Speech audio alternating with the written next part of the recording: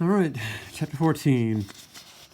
At the end of 13, you'll recall the sun rose, the storm was gone, and as Seth and Josiah surveyed their surroundings, they saw all the houses gone and demolished, and then in the debris, in the mud, and the bits of boards and wood and that, they noticed a dog, and then they noticed the arm of a girl, and then they noticed lots of people in the wreckage, and the severity of the situation, the reality of how horrible it was starting to sink in. And if this were a movie, this would be the horrible scene. By mid-morning, sweat crawled all over me, trickling down my scalp and back. The children whined for water, and fear pulled at every face. We couldn't stay in this battered house any longer. Like everyone else, I was thirsty too, but it was the worry that pushed me back outside. I needed to know if my family was safe. The sun had risen in a bright sky like nothing had happened, but stifling odors from mud and death said otherwise. I tried to remember the scent of fresh-cut lumber, or clover, or jasmine, or Mama's bread browning in the oven, anything that might cut through the sick air that coated my throat and the back of my tongue. Nothing helped. Two-word sentence. I avoided looking at the lifeless limbs and faces, the animals that would soon be swelling in the heat, and concentrated on getting my bearings. Not a single street or landmark was visible above the ruin that lay around us. When we walk downtown Wellsville, we know, like, you turn by at the David A. Howe Library, or you go past the hospital. But now here, all of those landmarks are gone. It's hard to know where you are. From the better second floor window, I'd seen a wide ridge of debris to the east. It looked to be several stories high, as if a great broom had swept up everything in its path and left it there in a twisted heap. I'd wondered then how many people had huddled in those shattered houses last night, and now I wondered how many might still be there, twined inside the wreckage. Though the water had receded somewhat, we finally decided that making our way to the beach might be best, where the rubble wasn't quite so high and the salt air sweeter. Farther down, we might see an easier path through the ridge of debris that lay between us and town. We must have been a strange-looking bunch, slowly moving over the muddy gray remains of what was left of so many lives. Captain Munn had gathered up his pants with a piece of cording, like a kid in his big brother's hand-me-downs, and Mrs. Longanoo, holding little Tom, walked beside her husband with the back of her dress pulled up over her bare shoulders, shredded underskirts rustling behind her in the breeze. So as you can see, fashion isn't really important right now. It's just surviving that's important. All the veterans still wore their woolen bathing suits, except for Jacob.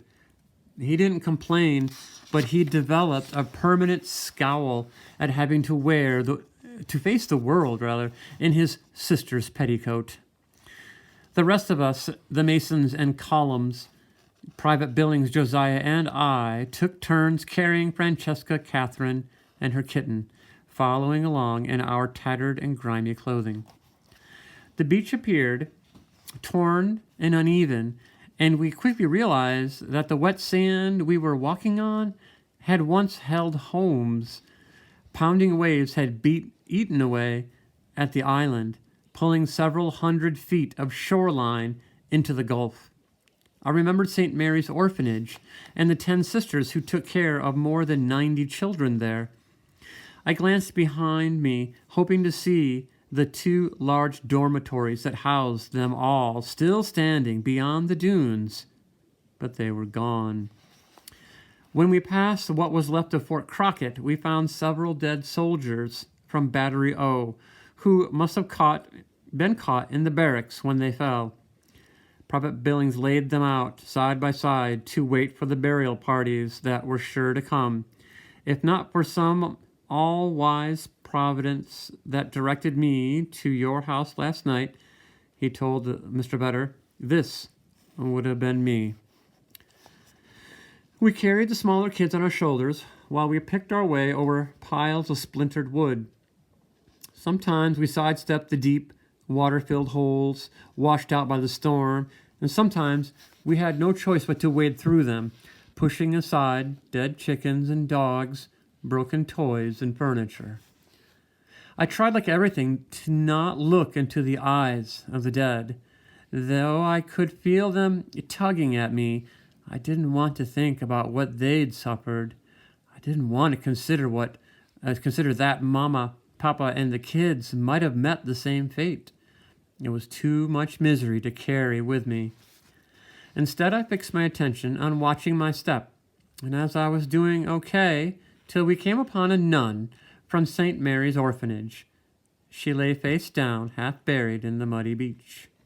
Her torn black habit, a habit is a name for the uniform, the dress-like uniform that nuns wear, and her torn black habit billowing above her in the wind like death's own flag. So some pretty heavy symbolism here, metaphors. Mr. Mason dropped to his knees, digging with his hands to free her, and the rest of us men fell around him. We pulled the wet sand away and turned her over. Slender fingers gripped cording that had been tied around her waist, but the other end still lay buried. We dug harder and found a small child tethered to her, and then another and another. I heard gasps behind us, whispered prayers, and muffled weeping. We laid them out, 10 bodies strung together like pearls at the edge of the sea. I tried to turn away, but I couldn't seem to tear my eyes away from the child closest to me. She was small, like Kate. I brushed damp sand from her cheeks, and dark lashes had fought hard to choke back the despair knotting in my throat and stinging at my eyes. I finally turned to Josiah, who sat with his elbows on his knees, his gritty hands around his head, and I was gratefully lost for a moment in the sight of white sand glistening in his black hair. It didn't seem possible that such simple beauty could exist side by side with the mind-numbing sorrow around us. Mrs. Mason pulled her husband to his feet. "We'll have to leave them," she said. Everybody nodded except for Captain Munn. He slowly turned, squinting at the wreckage, searching. There'd been no sign of his wife or her mother, and I could see the longing in his eyes, the questions, the ache of not knowing. I moved closer. "We'll help you watch for them," I whispered. He nodded, ducked his head, and continued picking his way down the debris-strewn beach. I turned my back on the nun and her 9 charges, set Francesca on my shoulders, and followed, wading through ankle-deep muddy water with big holes washed out by the current. Death lay everywhere. I feared that hundreds, maybe thousands of lives might have been taken by the storm. Flies swarmed and buzzards circled high over horses and cows already swelling in the heat, over men and women half buried in mud, tangled in barbed wire and splintered timber. Many lay near naked, rocking back and forth in the surf, their clothing shredded, ripped from their bodies by all the debris.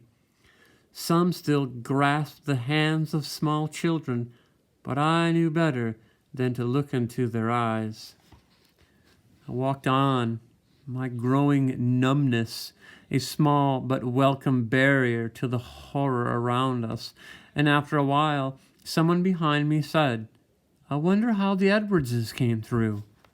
Another said, And the wrens, they had 5 little ones, you know. No one answered. Do you think Captain Miner could have gotten out in time? Mrs. Collum asked. He lived so close to the beach, and he was all alone with his family in Virginia for the summer. And then, as if she already knew the answer, she added, he felt so safe inside that concrete wall he built around his place. Mrs. Vedder, far ahead, waded into a hole and stepped onto a barrel half concealed by muddy water. She sank up to her chin, floundered, and grasped at something floating nearby. The body of a small colored boy rolled under her arm, and the steadfast strength she'd shown throughout the storm gave way. We hauled her sobbing from the murky water, and she collapsed at our feet, crying, Charles, oh, please pull him out. Mr. Vedder, his hand still bandaged, reached for the boy and managed to drag him from the hole before any of us could help. Jacob backed away, a whole new look of despair on his face. It's Toby, he whispered. Alan nodded. It's him all right. I looked closer at the young boy, remembering the way his face had shone when Matt let him throw the fly ball back to Jacob. Had that really been only 4 days ago? We stood there, staring.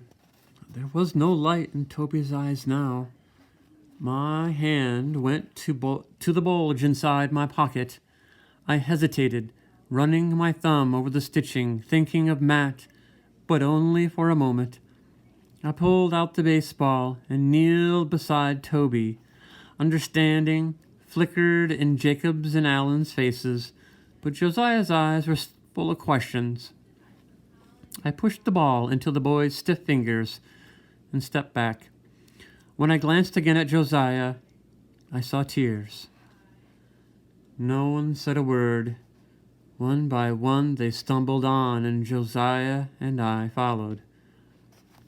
I kept a close watch on the ridge of debris off to our left, wondering where 35th Street was. It had to be nearby. We'd been walking for hours. Josiah and I took a guess at the location, and rather than traveling on to look for an easier path, we said our goodbyes. We thanked the Vedders, but I couldn't muster enough words to express my true feelings. A nod, a wish for a loved one's safety, was all I could manage. I stood for a moment, hesitant to leave the people who had become a lifeline to us, but it was they who finally turned and headed farther down the beach. Josiah and I put the gulf behind us and pushed north toward the mountain that lay between us and our families. The closer we got, the larger it loomed, till we stood at the base of a ridge that rose nearly 20 feet high. With the wind at our backs, we reached out, groping our way across the twisted wreckage. My feet rested on broken telephone poles and wagon wheels. My hands fell on clothing and veranda railings, and I wondered with each foot we climbed what might lay beneath this rubble. How many souls? Josiah, with his long limbs, moved ahead and disappeared over the top. When I caught up with him, he was standing on the corner of a piano wedged tight in the debris. I stood beside him and tried to get my bearings. The 2-story high ridge was at least 100 feet across at the base and appeared to wrap around the entire heart of the city. The houses and buildings left standing on the side tilted crazily, and many lay tumbled topsy-turvy, kicked over like toy blocks. Farther north, close to the bay, ships sat askew on land and in water, as if they'd been tossed into the air and left to fall. I looked toward 35th Street, which I figured lay just west of us, but couldn't make out much. I couldn't tell if Uncle Nate's house still stood or not. We needs to go, Josiah said. I turned for a last glance at the beach. From my 20-foot perch, I could see for miles, but I couldn't fathom a guess at how many blocks had been swept clean away. There appeared to be nothing standing south of Avenue N, and beneath my feet, twisted into an endless ridge, lay everything. Thousands of homes, including the 4 we'd been working on, the midway, the giant bathhouses, even trolleys. Turning my back on the impossible sight, I contemplated a path down, past the sharp slate and splintered wood. Wind whipped at the torn clothing around my feet and whistled through around my ears. When I heard something else, my heart thumped. A voice? Josiah must have heard it too, because he stopped and turned to look at me. The weak cry came again, but this time I made out the words. "Can you hear me?" it asked. A girl's voice. I looked beneath my feet, and the horror of what might be swelled inside me like another storm. "She be under us," Josiah whispered, dropping to his knees. I kneeled beside him. "Where are you?" I called, then closed my eyes and listened closely. "Here," they said weakly. "I can see your leg." Her breathy voice sounded parched and raspy. I searched the jagged, dark openings around me, frantic for a glimpse of her, but couldn't see far enough inside. I began tugging, jerking, ripping at twisted lumber, pulling out dead kittens and broken mirrors, tree limbs and table legs, sending it all tumbling down the ridge. Josiah worked beside me, adding his strength to mine, but large timbers lay twined so tight, finally, nothing would budge. It would take dozens of saws to get through it, and time, perhaps more time than she had. I fell back, and Josiah did too, his face streaked with tears and sweat. I hung my head, and for a moment my whole body shook with sobs. When I caught my breath, I felt the weight of Josiah's hand on my shoulder.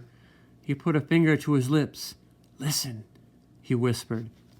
"Please, mister, don't cry," the girl pleaded. "I just want to give you my name."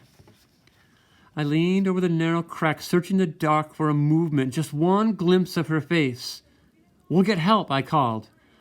"I don't want to die without someone knowing my name."